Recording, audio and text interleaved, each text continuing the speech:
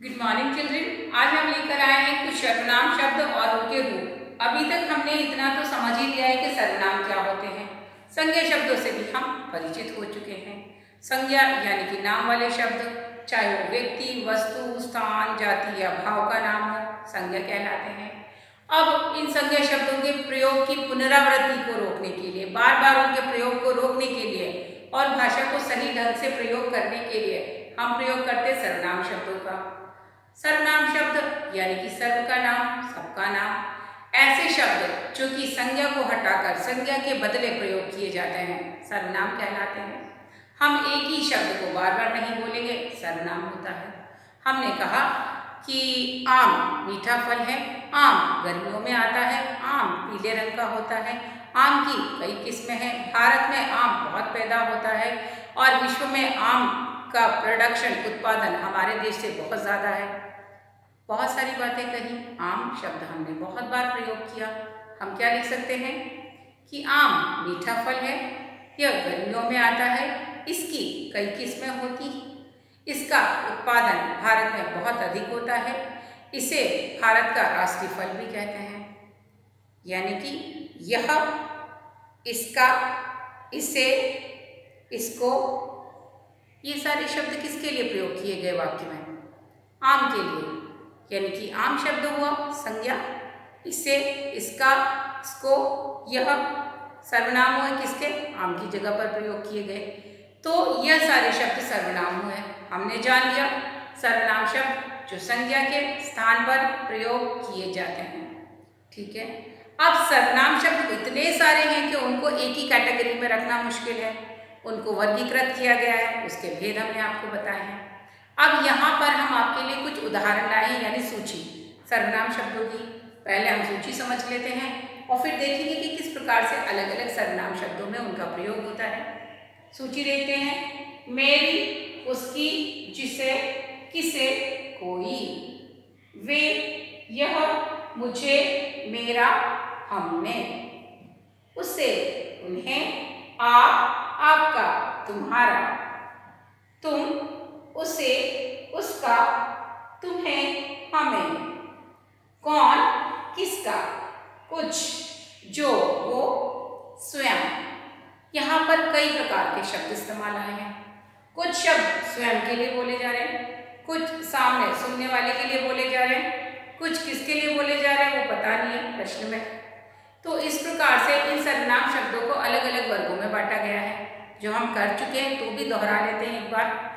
जैसे मैंने कहा मेरी, उसकी, ये सारे शब्द किसके हैं? पुरुषवाचक। यहाँ पर मैंने सर्वनाम शब्दों के भेद लिखे हुए हैं। अब सर्वनाम शब्दों के भेद का मतलब है कि वो कितने प्रकार के होते हैं। जब हम बात करने वालों के लिए सर्वनाम शब्दों का इस्तेमाल करते हैं, बोलने वाला, सुनने वाला, किसी अन्य व्यक्ति के लिए, तो इन तीनों ही दशाओं में जो सर्वनाम शब्द होते हैं वो पुरुषवाचक में आते हैं। हमने, मेरा, मुझे, तुम्हारा, आपका, ये सब पुरुषवाचक के ही उदाहरण हैं। जैसे मैंने कहा मेरी, उसकी, ये शब्द किस में जाएगा? पुरुषवाचक में। फिर आपने कहा हमने, पुरुषवाचक में जाएगा, क्योंकि ये हमारे करने के लिए, बात के लिए कहा जा रहा है। उन्हें, उसे, ये सारे कौन से शब्द हैं? पुरुषवाचक के उदाहरण हैं। फिर इसके अलावा भी बहुत सारे हैं। फिर हमने कहा निश्चयवाचक, जब किसी चीज में, किसी चीज के होने का संभव, यानी कि संभावना के बजाय निश्चय का बोध हो कि यह मेरी किताब है, यह किसकी किताब है? मेरी। तो यह शब्द क्या हुआ? निश्चयवाचक। ये जैसे ले लिया, ये निश्चयवाचक शब्द है यह। फिर हमने कहा यह के अलावा वह, ये, वे क्या है? ये निश्चयवाचक है, किसी चीज के होने का बोध करा रहे हैं। श्योर, अनिश्चय, अनिश्चय में पता नहीं है। हमने कहा कोई आया है, नहीं पता कौन है, कोई आया है, अनिश्चयवाचक। फिर कुछ लाया है, कुछ, अनिश्चयवाचक, इसका उदाहरण है। संबंध, जब हम दो चीजों का संबंध दर्शाने के लिए सर्वनाम का प्रयोग करते हैं, संबंधवाचक होता है। जो सो, जो करोगे वो भरोगे, जैसा करोगे वैसा भरोगे, तो जो वो संबंधवाचक। निजवाचक, जब हम सर्वनाम शब्दों का प्रयोग खुद के लिए करते हैं। स्वयं, मैं अपना काम स्वयं करती हूँ, स्वयं। वो अपने आप चला गया, अपने आप, उसने खुद काम किया, खुद, तो वो निजवाचक सर्वनाम। तो इस प्रकार इन सारे सर्वनाम रूपों के अंतर्गत सर्वनाम के विभिन्न भेदों के उदाहरण छिपे हुए हैं। हमने आपको सर्वनाम शब्दों की सूची दे दी है, सर्वनाम शब्दों के भेद भी दे दिए हैं। आप देखिए कि कौन से भेद के अंतर्गत कौन कौन से शब्द जाते हैं। इतना काम आप कीजिए। हमने कुछ उदाहरण आपको चर्चा करके बता दिए। आपको पता होना चाहिए कि कौन से भेद में कौन सा शब्द आता है, क्योंकि अगर आप इन शब्दों को जान लेंगे, भेदों के नाम को समझ लेंगे, तो आपके लिए शब्द में से सर्वनाम शब्द छांटना और उनके भेद लिखना मुश्किल नहीं होगा। इसी उम्मीद के साथ कि आप इस सूची को लिख रहे हो और उन भेदों का भी अभ्यास कर रहे हो, हम आपसे आगे की क्लास में फिर मिलेंगे अगले अभ्यास के साथ।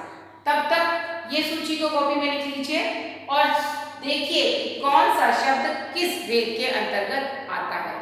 समझ लीजिए, क्योंकि व्याकरण समझने पर आधारित है। तो अपना ध्यान रखिए, अभ्यास करते रहिए।